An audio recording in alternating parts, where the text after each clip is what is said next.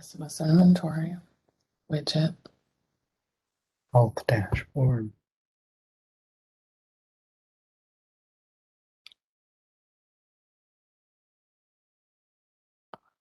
Right, blank.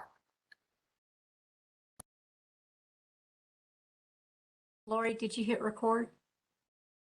It's recording. Thank you. Well, good morning, everyone. I don't know what your weather is like where you are, but in Denton, I think we're hitting all of the seasons all in one day.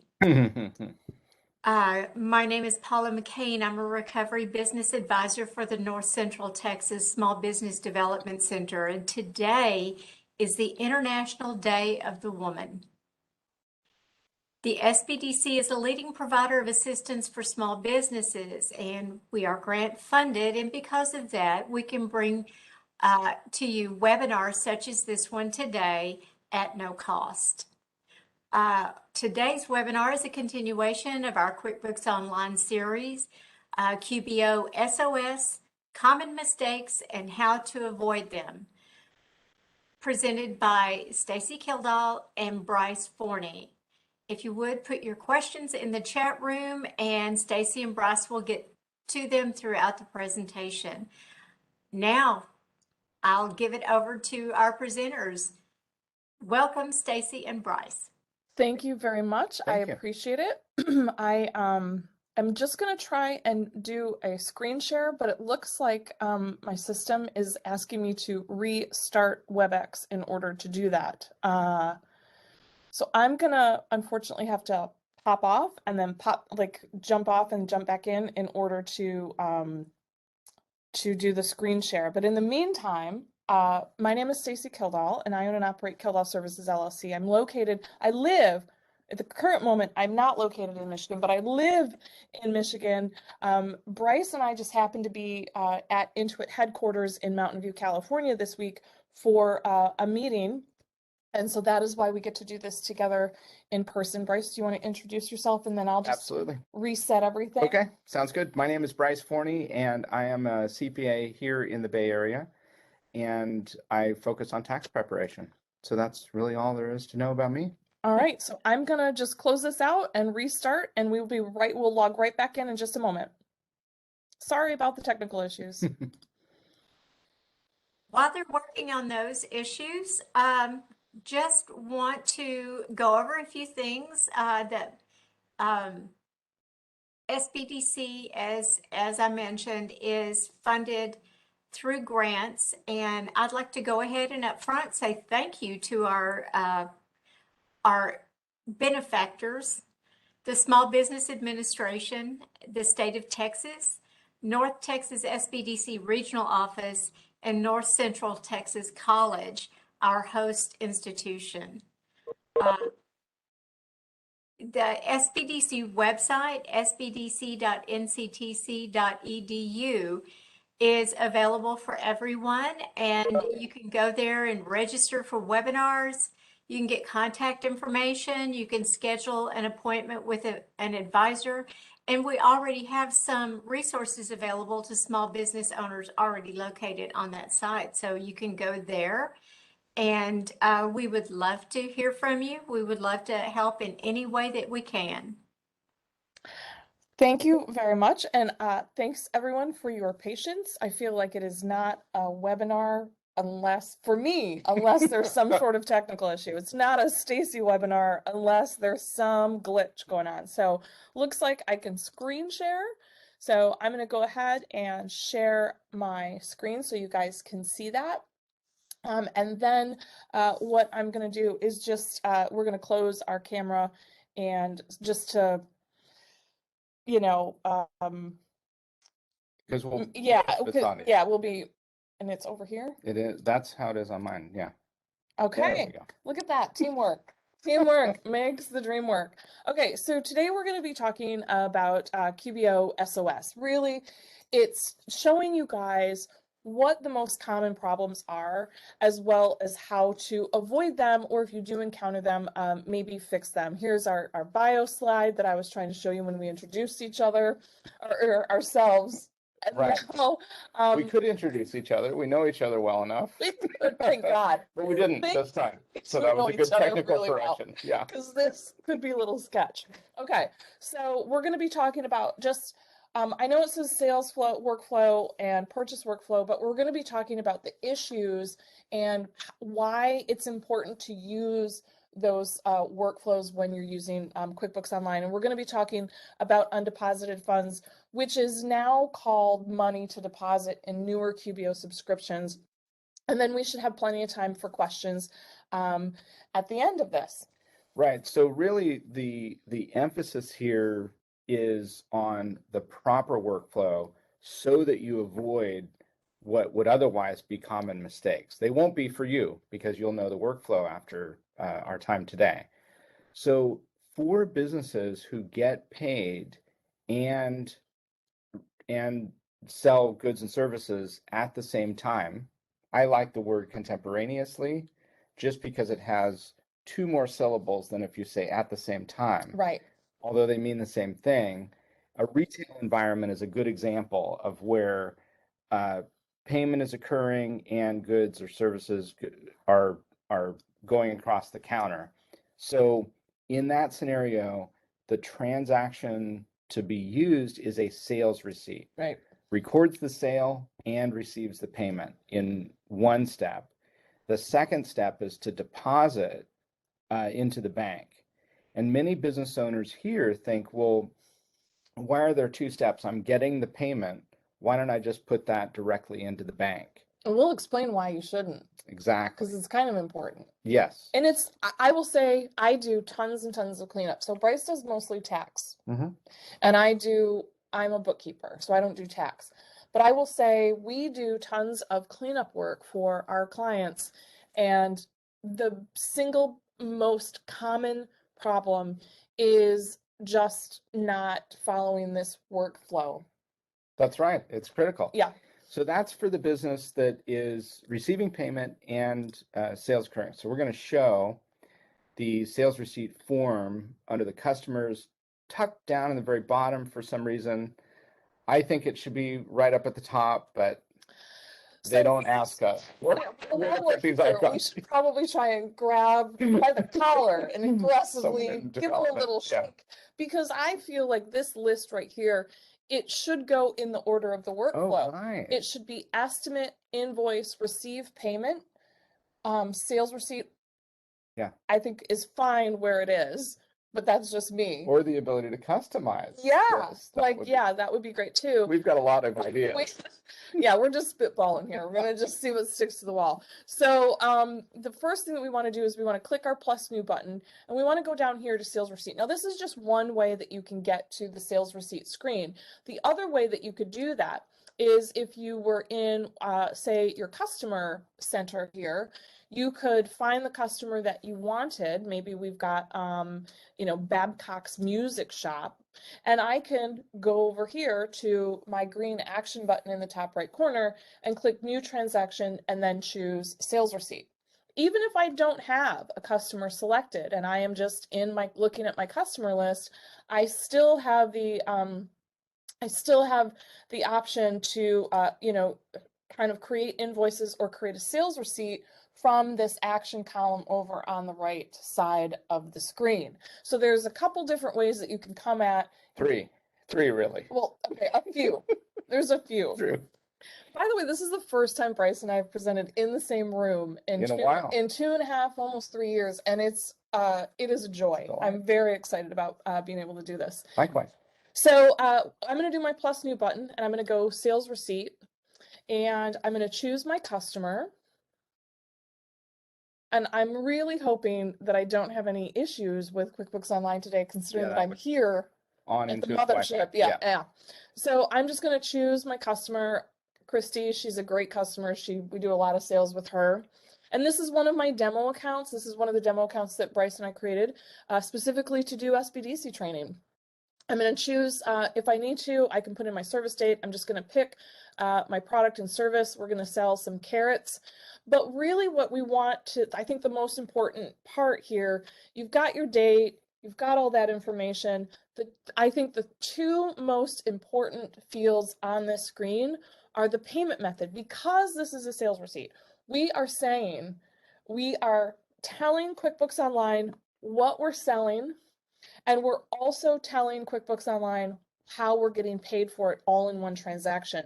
So here, I'm just gonna say that this is cash. I'm getting paid in cash, and we always want to use undeposited funds. So You only remember one thing in our time today. yeah, Is this the importance of this field? And because this is really most commonly where people get tripped up. They either don't see it or the default is the bank account. So it ends up being the bank account. You might think, well, no big deal. If it's going to go to the bank anyway, what's Right. the difference? And we'll explain that. well, we could actually show Okay. how it goes awry, Okay, maybe. great. So if I didn't have undeposited funds and I chose just my checking account here, right? I just said this, I'm going into the checking account and I'm selling this for, $100. And I go ahead and I say save anew, and I've got another one. And we'll choose a different customer. So maybe I'm doing a couple sales receipts today, and I'm gonna choose, we'll do Bob Allard here. And he's not buying carrots, he's buying some ferrets today. I call him Robert. You know him well. You call him Bob. Yeah, I have a little bit more casual Yeah. relationship with him. I'm gonna sell him $200 worth of ferrets, or one ferret for $200, even though Yeah, I don't know his what the descrip- market rate on ferrets is. yeah, even though the description says that it's a door frame. It's a demo account. So I'm also going to, this time I'm going to choose more cash, and I'm also going to leave my checking account.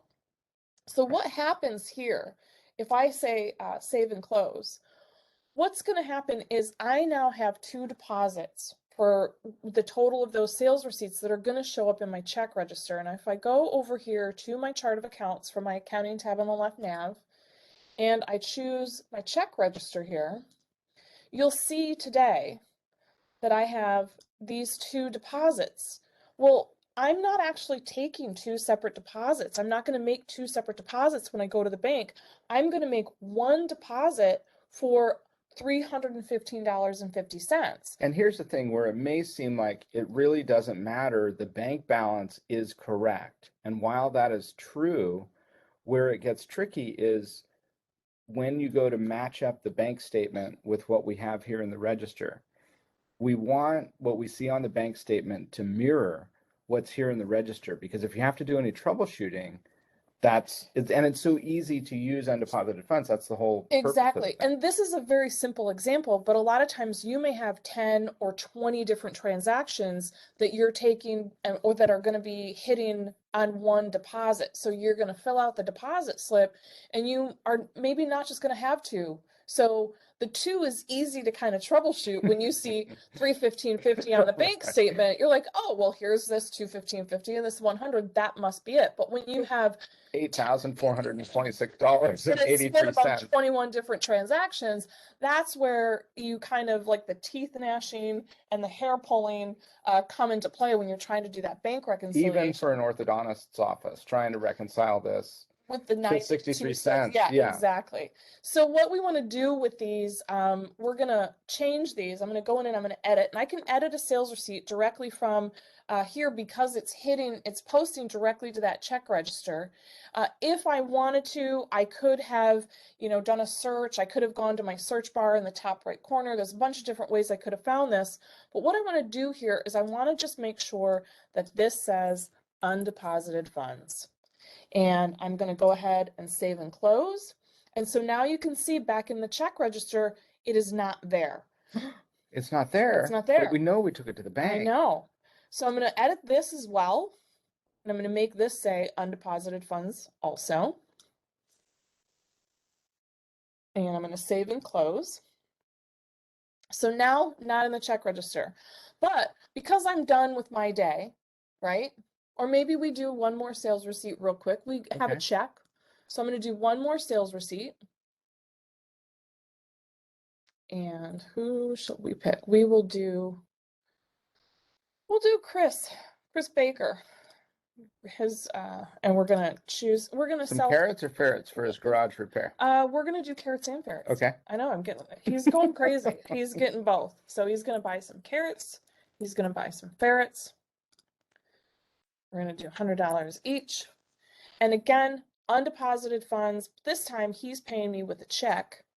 And notice what happened there, because the last time we recorded a transaction, we used undeposited funds.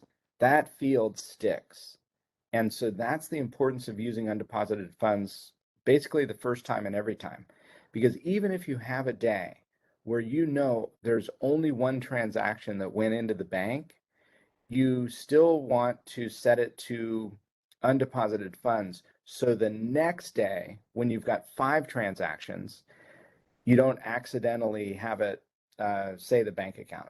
So the point is, even if you have one transaction, even for my own business, Yeah, exactly. I use undeposited funds so it's consistent every time. That's the importance of the consistency is the key. Exactly. So we're gonna, actually, I'm gonna make this 200 and 200, so it's a little bit different. All right, so I'm gonna save and close. So now we've got these 3 transactions that happened today. So we've done a sales receipt. We've made the deposit to field undeposited funds. The next step in the workflow is to make a deposit. So I'm gonna go here to my plus new, and weirdly, it's over here in other. True. Again, I think that under the customers. Sales workflow. Yeah. I mean, a deposit doesn't necessarily have to do with customers. I think it should actually be in both places. Mm-hmm. Yeah, but that's just me. So what happens with undeposited funds? This is how I explain undeposited funds to my clients, is think of it as the cash drawer in your store, where you have received the money in from the customers, you have put it in the cash drawer, you just haven't taken it to the bank yet. So you've gotten paid, but you just haven't taken the money anywhere. So when we go to the bank deposit screen, you can see here are our 3 transactions right here. Anybody can take payments, but the most important part is to take it to the bank. It is the And most that's important why we part. have this separate transaction. So you can see here the 3 transactions that we have. I have no idea what's going on this part of my screen today. It's just a little blank. Oh but yeah, don't that is worry. interesting. Don't worry That won't about happen it. at home. It won't happen. Again, this is one of our demo accounts, so you never know what's it's like a box of chocolates. You never know what you're gonna get. Huh. So we're gonna take our 3. We want to make sure that we have the checking account selected, we have the date, and we're gonna say, you know what, we're gonna take all 3 of these to the bank, and our deposit is gonna be $638.75. And that's going to agree to your deposit slip that if that's a thing that's used anymore. Yeah, well, one of the things that I tell my clients is you can actually print the deposit slip, the deposit summary. So a lot of times my clients will go to the bank and they have those little teeny tiny deposit slips and they get lost very easily. So I tell them, if you want, you can print this deposit slip or summary out on a full 8.5 by 11 piece of paper, and then you can attach that deposit slip to it and file it so it doesn't get lost. And also, this is very helpful if you're bad at mathing like I am. So like you can use this to fill out the deposit slip if you're handwriting the deposit slip. Yeah, can't mess it up. You can't mess it up. It's going to do the math. Yeah, I don't have to do the mathing, and it works. The other thing is you can actually purchase pre-printed deposit slips, and so you could go and if you had those, you wouldn't even have to do the writing part. Yeah, but in my experience, the bank is actually going to be fine with whatever form Right. that you use. Also, I mean, I've been in business forever, and I don't think anybody has ever used pre-printed deposit slips, but they Right. do print out the deposit summary. So now I'm just going to go ahead and I'm going to say save and close. So that is kind of the work order or the workflow that we have. Going back over to our slides, this is another process, another portion or part of a sales flow or sales workflow where you're getting paid after the fact. So you're sending out the invoice, you're getting paid at a later date, and then you're making the deposit. And just to go through that real quick, we'll just show that. And remember what the comparison here is similar in every way, other than the fact that there's a difference in time between when the sale is rung up and when the payment is received. So I'm going to do a custom shed. We're doing a Nice. custom shed for the ferrets and the carrots. $100. So you can see here, there's no place for me to say how I've been paid because I haven't been paid, but I do have the opportunity to say, here are the terms, and you'll pay me within 30 days of receiving this invoice. So I'm going to go ahead and save and close. The next step in this workflow is my plus new button, receive payment. And that icon is in the exact right place, I feel. We've got invoice at the top of the customers and then receive payment next down. So I've so this customer has an older invoice from 2020 that I have entered at some point. So this customer is going to pay us for everything. And this one is also going to write us a check. I'm going to put in 1, 2, 3, 4. And so again, the deposit to screen should be our undeposited funds. Right? So we want to make sure that we have undeposited funds, and we'll say the client is paying us in full for this one. And you know what? Somebody made a mistake. They only paid us partial on this one. So they only paid us $100. And so now this invoice will have another balance due. And then I'm going to save and close on this. And then next step in the workflow, plus new button. We want to go over here to our other column, make deposit, and you'll see that one payment that we got from our customer. Well, what happened? Because, we forgot to enter this payment in, but we already recorded the deposit. I'm going to show you a little trick. Instead of doing a whole nother deposit, you can go here to this deposit we just made.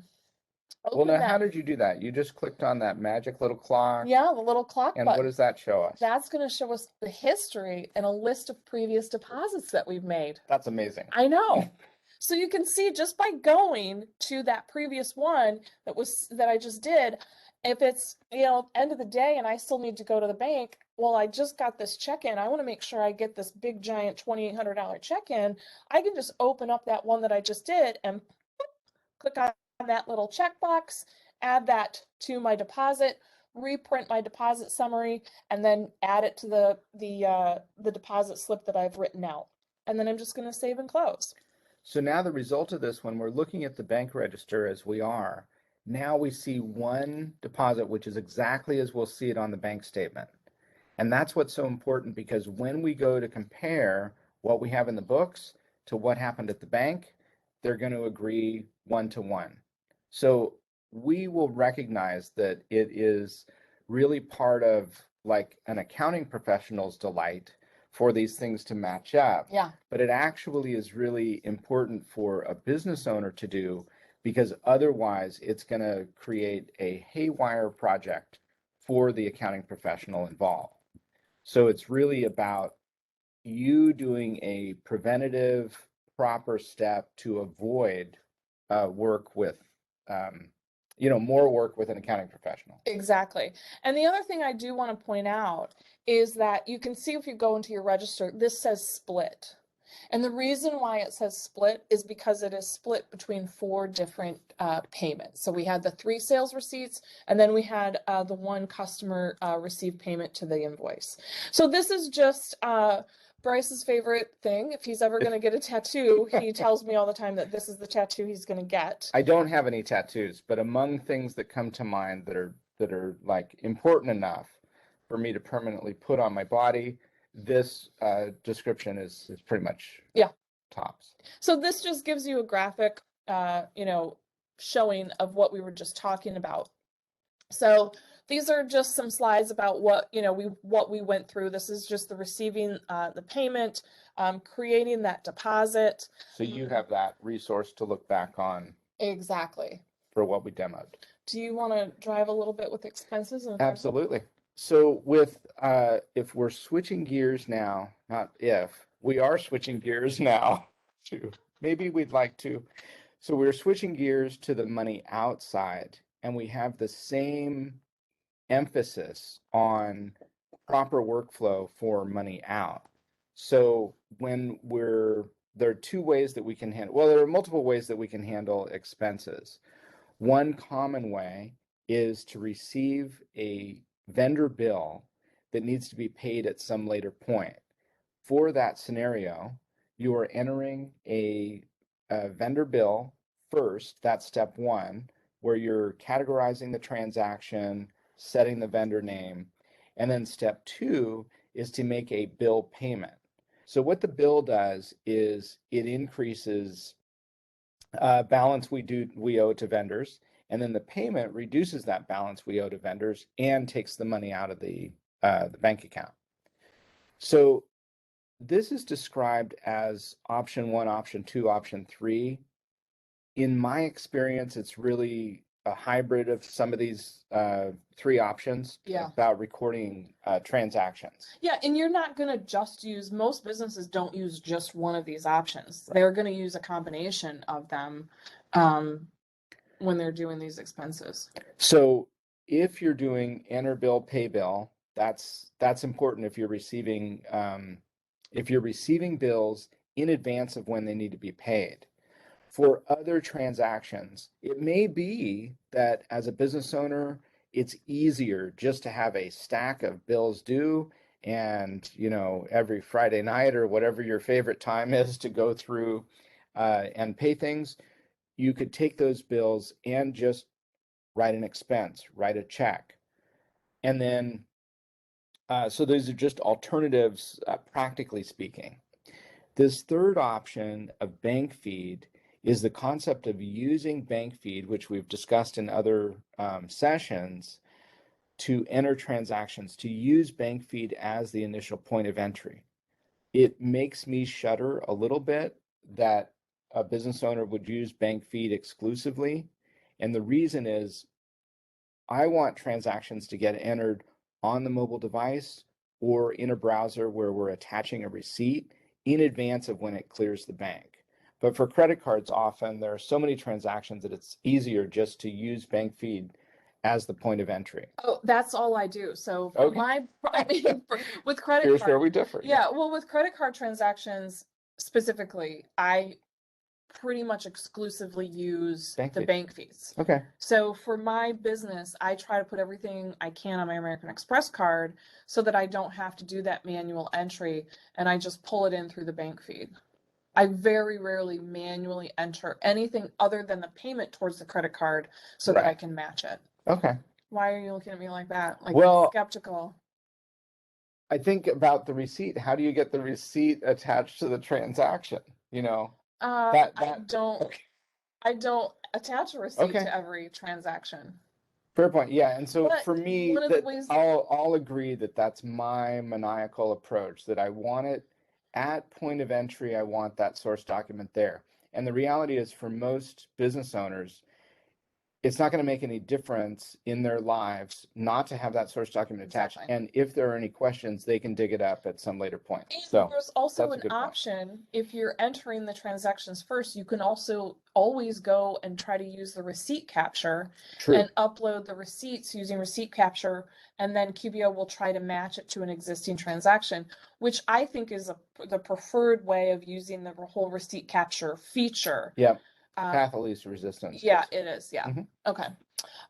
So we're going to talk about a couple of the things that can go wrong.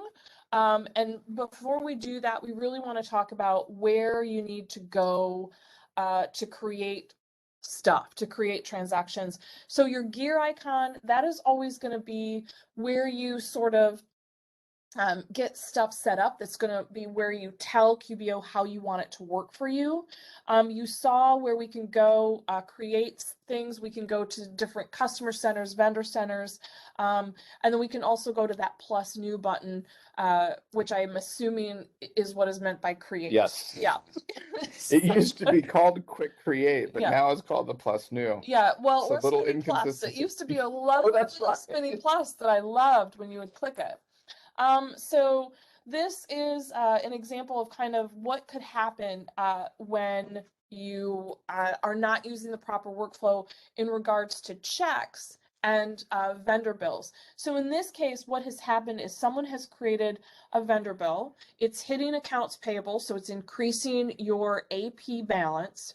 And then the proper workflow would be to go into the pay bill screen. But what has happened here, you can see on the second line, is that somebody has just gone and created a check. Yeah, and this is, I can see this happening because as a business owner will enter the bill, Mhm. and they're like, okay, I need to pay this bill later, so I'll enter the bill. And then they think separately a week later, oh, I need to pay that vendor. So they just type in the vendor name and they're writing a check. Yeah.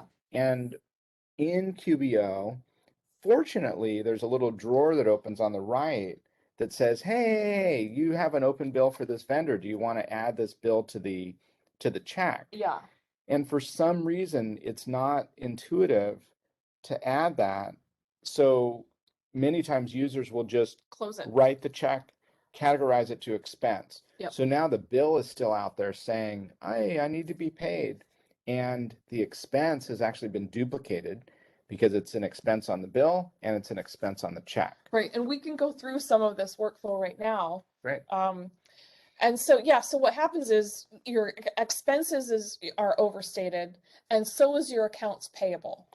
And it's the same thing, like one of the things that we didn't show is if you create an invoice and then you just go deposit the money Oh, right. and you skip the receive payment, make deposit, what will happen there is your accounts receivable will be overstated, and your bank balance, but your bank balance, is going to be accurate because you're just making the deposit. Right. Yeah. Or maybe you create the invoice, you receive the payment, and then you enter the deposit through the bank feed. That will overstate your income. So we'll show you how this works on the expense side and the purchase order side. So we're going to go here and we're going to enter a bill. And we will I watched a lot of television as a child, so every time I hear the word bill, I think about the bill sitting on Capitol Hill. right. The whole Schoolhouse Rock storyline. I watched a lot of TV too. Okay, so we because we have a setting in QBO to remember the last transaction, you can see that what happened here is the last time we used Ferrets RS, it just posted a transaction to our purchases account. We're going to change this. Is that a subdivision of Toys R Us? Toys weren't working out so well. They went into live animals. Exactly. Stuffed animal division was. So maybe we will do Ferrets RS. Maybe we do we'll do Angie's List. So we're going to choose Angie's List, and this is going to be advertising because we're going to advertise on Angie's List, and we're going to say we're going to spend $500 on advertising. So we have our terms. Our bill date is today. It's going to be due in 10 days. We can put in our vendor bill number here. We can attach it if we need to. Close this. So what I want to do here is I want to save and close. And one of the things that I should call out with this save and schedule payment is QBO is connected or has partnered with a company called Melio. And Melio allows you to schedule payments through QBO and push the payments out through this system. And this save and schedule payment doesn't really explain that or give much detail about it. I think I speak for both Stacy and I that our preference would be for save and close to be the default in the lower right. At the moment, QBO is trying to make users aware of the Melio connection, and I think that's why they've decided. Yeah, and it's a really amazing, it's an amazing tool. I actually use it for all of my clients that I do bill pay, or I'm managing their accounts payable. We use Melio for that. I use it for my business. My issue is that it's not quite so clear when you're, especially if you're a new QBO user. It's it can be a little confusing. So we want so we want to make sure that we say save and close, because we want that to show up. No, Not a promotion. We want that to show up, and I don't want to be we'll show our accounts payable. How about we show our accounts payable register? Now we have the register screen, our chart of accounts open. So you can see here's that vendor bill. One side of that transaction, we have increased our expense for advertising with this transaction, and we have increased our balance in accounts payable. So if I were to, just let's say I'm just logging into QBO one day and I'm like, oh, shucksy darn. That's my niece Lauren used to say. Minding your own business. Yeah, I need to pay that Angie's List bill. I'm going to go in here to my Plus New. I'm going to choose Pay Bills. And this would be the proper workflow. And I'm gonna maybe filter this by Angie's List and apply. And so you can see I can pay a partial amount if I want to. I can pay a full amount, but maybe I'm in a hurry and I'm just not paying any attention. It's early and I haven't had coffee, which is not ever good for anybody when I'm trying to put words together to form sentences. So I'm just going to go in here. I'm going to say, you know what? I got to write a check. I'm going to dump in Angie's List here. I know I got to get that paid. So you can see what happens is this drawer kind of pops open and it's like, Stacy, you have this vendor bill to pay. Are you going to pay that? I'm going to be like, But it's yeah, kind of confusing too, because Yeah. it's not really clear that adding the bill is going to convert this into a bill payment transaction. exactly. So somebody might think, well, No, the bill, yeah, I entered the bill and that's all fine. Now I'm But just I'm paying the writing a bill. check to the Yeah. vendor. and so now I'm gonna put in here, I'm gonna put in, you know, advertising, and I'm gonna put in, you know, this was 9876. In the description, I'm gonna do the 500, and I'm gonna go ahead and print it or say it's ready to print later, and then I'm gonna save and close. So what happens here is if we look at our profit and loss, and I'm gonna go to my reports, and I'm going to click on my profit and loss. And if I just look at, I just want to look at today, and I'm just clicking T and then T here. There's some keyboard shortcuts to bring it to today, because all of the transactions we've did are today. You can see I have, I'm going to look at, why is it not showing up? Why is my Yeah, advertising? it was today. At least I thought it was. Did it automatically apply the credit? Oh, because of the setting. Settings? I don't know. Let's hold on. Bryce and I got to do a little troubleshooting here. So if we go to payments, expenses, advanced. Oh, automatic. No, it's off. Automatically by bill payments. Okay. So I'm not sure. Again, this is one of our demo accounts. What should show up in our profit and loss is Is you would see $1,000. $1,000 in advertising expense. Maybe I just do this week. Let's look at this. Let's look at this week. No, it's not showing up. Okay, well, ideally, in a perfect world, that is what you would see. Because if we go over here to our expenses and we go to our vendors and we choose Angie's List here, we can see the two transactions that we created today. We can see the bill, we can see the check, and advertising is spelled horribly wrong. But that's a separate issue. But that's a whole separate issue. That would be part of a cleanup that we may do. But you can see we've got the bill, we've got the check. They're both being posted to the expense advertising. So we've doubled our expenses. We're not paying $1,000. One of the cool things that you can do with QBO is you could. I have no idea why that. Yeah, Bryce is checking on his computer and we're just stumped here today. This has always worked. We stumped ourselves. Yeah. So, but you can see we have the two expenses, they're showing right here. So what we can do with this is we could go here and we could delete the check, but we've already printed it. We don't need to delete it. That would be what somebody would want to do. Is that advertising or whatever that account, Yeah. is that not an expense account per chance? Because It's a bank account. that's it. So if we change that to, because I saw the unapplied cash payment income, I'm like, that's. Say that.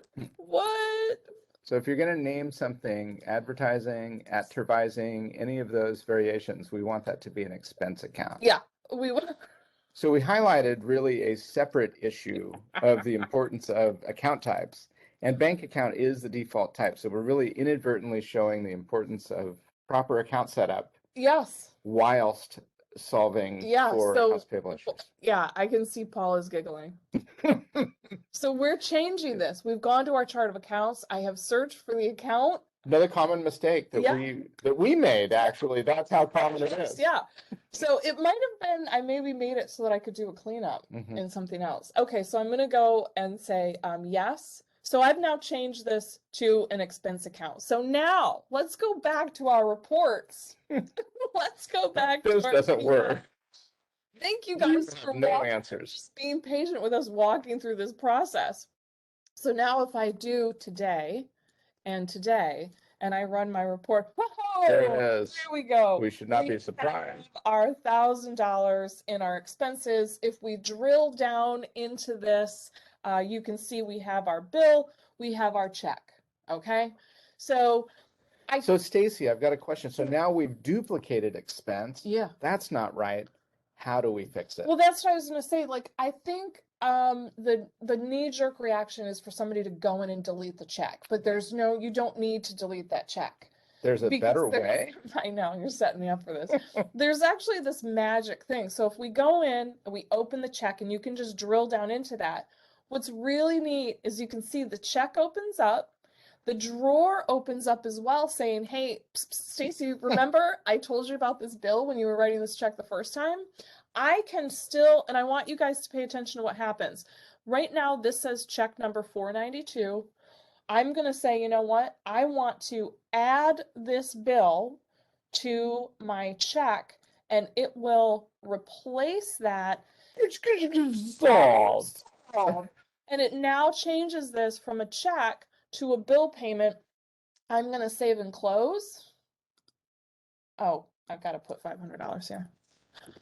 Sorry, QBO. A little picky. And now it's going to bring me back to that detail report that I looked at. And so now my expense is reflected accurately with just the $500. And so is accounts payable now zero, or at least Exactly. it doesn't have any balance due to Angie's list. And then I can go back to my summary report, which is just my P&L, and you can see my advertising is correct. So that is kind of it. We've got a couple minutes. I'm going to turn my screen sharing off, or maybe no, I'll just turn my video back on. How about that? And so if you guys have any questions, we'd love to take any questions that you guys might have. Yeah, feel free to either unmute yourself and ask your question or put it in the chat. We'll address it either way. I just happen to have a couple of comments. I wrote down undeposited funds because when I asked that question of my accountant, why does everything go there and not where, like you said, now I understand. I understand that. Yeah, I think about it as like payment purgatory until it's It's goes just to the sitting there till Yeah. you're finished and It's- ready to move on. Yeah, it's really the equivalent. It's like the accounting equivalent to a physical cash drawer. Like if you're a retail store, you've taken the money and you put it in the cash drawer. At the end of the day, you take everything out. You take all the checks and the cash and you take it to the bank. Or if you're like me, when I first started, I would get a check in the mail and then I'd stick it in the visor of my truck. And so the checks would sit there for 2 weeks and then it'd be like, oh no, I got to go to the bank. It's an interesting system. Yeah, and they would all be up in the visor of my truck. That's one method. To use a different example, my father had a hardware store back in the 80s, and so we would have this canvas zippered locked bag, and we would take that actually to the bank into the deposit thing. So that bag represented undeposited funds, all the checks, and then the cash over, I don't know, $250 or whatever we left in the drawer. Yep. All those Yeah, that's great. lessons That about gives you a accounting visual. I got. Pardon me, Paula? It gives you a visual, Yeah. trying to Yeah. associate that with something else. It does give you a visual. I have bought a ferret door frame. They are the best. Okay, Oh, this is a real thing. Okay. nice. No, Wow. it's Glad to not hear a it. real thing. I know, she's just kidding. I was don't guessing know. it would be like a cat door. I did visit a client one time in Berkeley, of course, in Berkeley, who had ferrets. I had never seen ferrets. I didn't know They're pretty fun. they were illegal, Oh. at least then in California. I don't know what the case is now, but I would assume that a ferret door would be like a cat door, maybe Yeah. just a little smaller. Right. Little lighter because this Yeah, you can little. push through it. Yeah, because they're Not as strong of a ferrets are magnet. lot littler than they're a lot smaller. Anyway, Yeah, they're like little weasel-like. That's are what it is, weasel-like. So does anybody have any other questions? I'm gonna go ahead and stop sharing. And if you guys have any questions at all, we'd love to answer. We have a few minutes left, or we can give you guys a little bit of time back to your day. Well, I want to mention I've used pre-printed checks and deposit slips. I recommend it. And Okay. they're just so much easier once you get them aligned and everything. It's so Okay. much easier. So what happens, or how do you handle a situation where you've got your checks, you've got your pre-printed checks and everything, and you look down and you're on check 497, but QBO is telling you you should be on check 502. I mean, There are a couple of things, like if you've just printed checks Mhm. and QBO and you didn't see that the check numbering was askew, Mhm. after it prints the checks, it'll prompt and it'll say, did everything print correctly? Okay. And you can say no, and then rerun it, just running regular paper through it to get the or numbers right. one of the things that Okay. I have seen happen is if the checks are, if they're like you put them in and they, let's say you're printing 3 checks and it's 500, 501, 502, Mhm. and they're, just say yes if they're the wrong check numbers in QBO, because then you can just open up the check register and change the check Oh, number true. that way. So I would just double That saves check. paper from my approach, Yeah. especially if you're doing like 50 checks. Just go through a ream of paper to fix it, or you can just edit the check number. That was true. Because I have clients who every time they do a check run, they get the check numbers wrong. And I have to go, when I see the checks clear, I have to go in and say, well, there's a check 497, but it's not $300, it's $200. And so I just have to go edit those check numbers. But if QBO is saying, hey, Paula, we think you should be on 502, I would maybe go through, your check register and just make sure. Or you could just say, you know what, QBO, you are wrong, and it is 497, and you can just change it. But then once you fix that within, like the next time you go to print checks, Mhm. that QBO will remember the last check number that Yeah. it was on. So once you fix it in the starting check number field, it'll recall. Yeah. Okay. Okay. So talk a little bit more about that save and schedule payment. What is Okay, that? so When would you use it? And So if you are using Melio, it is MELIO, and it is just a payment service that it syncs to QBO where you can say, you know what, and you can connect your bank account and you can choose to pay vendors or pay anybody really that you owe, either with a credit card, in which case you, the sender, are going to pay a fee to use the credit card, or you can do ACH if you have the vendor's bank information, or you can just say, I want to send a check, and they will mail out a check. If you do the ACH or the check, it is free. It will not cost you anything to use the service, but you can do like an expedited payment that does cost a fee. And you can just connect it to QBO and push the payments out directly from QuickBooks Online. There's also another way where if you have signed up for Melio separately, you can enter the transactions into Melio and schedule the payments through Melio, and then the payments will get pushed out. So one of the ways that I use it with my clients is we enter the vendor bills in QuickBooks Online. She sends me all the vendor bills. I enter them in to QBO. They get synced to Melio. She gets an AP report every week, tells me I want to pay this bill, this bill, this bill, and then I go into Melio separately and I schedule those payments, and then those payments get pushed back into QuickBooks Online. But you could do it all directly from QuickBooks Online if you wanted to. And then another couple of advantages of using Melio separate from direct in QBO is that there are approval steps for bills, and the vendors can can forward bills directly into Melio, so that basically creates the bill that's required to be paid without user intervention Right. in a way. Yeah. I mean, you can have approvals built in, but not like any vendor can just send any bill to payment. But Yeah, it's pretty cool process. I mean, and it's as long as you're using the standard, like an ACH, there's no fee. Or if you don't have the vendor's bank information, it's a 5 to 7 business day, and that is also free. If you want to expedite it and do, I think it's a 2 or 3 day. I don't know what the fee is, but there's a fee for that. And it's really fantastic. I'm so glad y'all know that because I zoned out when you spelled Melio, but I'm going to go back Yeah. and watch this part again until it actually It's- sinks again, in. if I were to name the company, I'd put an extra E in there. Yeah, it's MELIO, Melio Payments. Okay. Or you Okay. can say Melio, Yep, that's true. They'll accept that. Melio, Smelio. I don't see any additional questions. So if you don't mind, I'm going to move on real quick here. Go for it. That works. And I'm going to show my screen as soon as I hit the right button.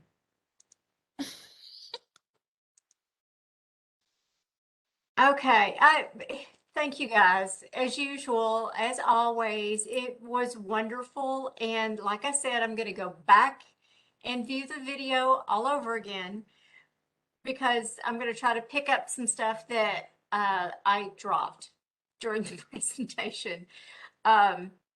Just want to make everyone aware that you can actually go back to our YouTube site and you can see all of these videos. They are loaded and they're available to you at no cost.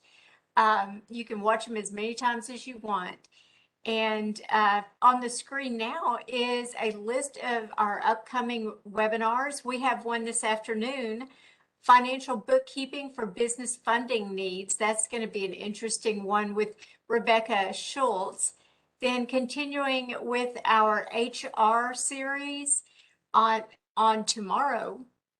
Is that tomorrow? Yes, tomorrow we've got Hiring Smart. That's going to be interesting because there's a lot of folks that are having some problems filling those open positions. Y'all are back with us on Thursday with bank rules. I'm really going to pay attention to that one. That is going to be a valuable piece of information. That's the one that we get really excited about. Yeah, because that Unfortunately, we won't be together again. that's true. We'll be at separate parts of the country, Yeah. but the information will be so valuable because that's really where you can automate. Yeah. Okay. Yeah, that's going to be great for anyone using QBO. This will be a good one. You can share this information if you want, share it with anyone.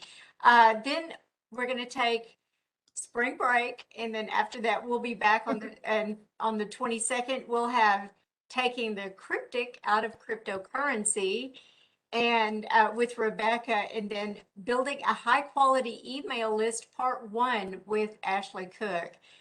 Again, you can go to our website, sbdc.nctc.edu, where you can schedule these events. You can register for these events. You can schedule an appointment, as we discussed earlier, or get contact information or access our other resources that are available on our site. You can also use the QR code in the upper right-hand corner to access our website and register for those emails. Again, I have to thank our benefactors, Small Business Administration, the state of Texas, North Texas SBDC Regional Office, and the North Central Texas College, our host college. Thank you all for joining us today. Be sure and come back this afternoon for Financial Bookkeeping for Business Funding Needs. And this will go ahead and end our webinar. Thank you all. Thank you. Thank you. See you next time.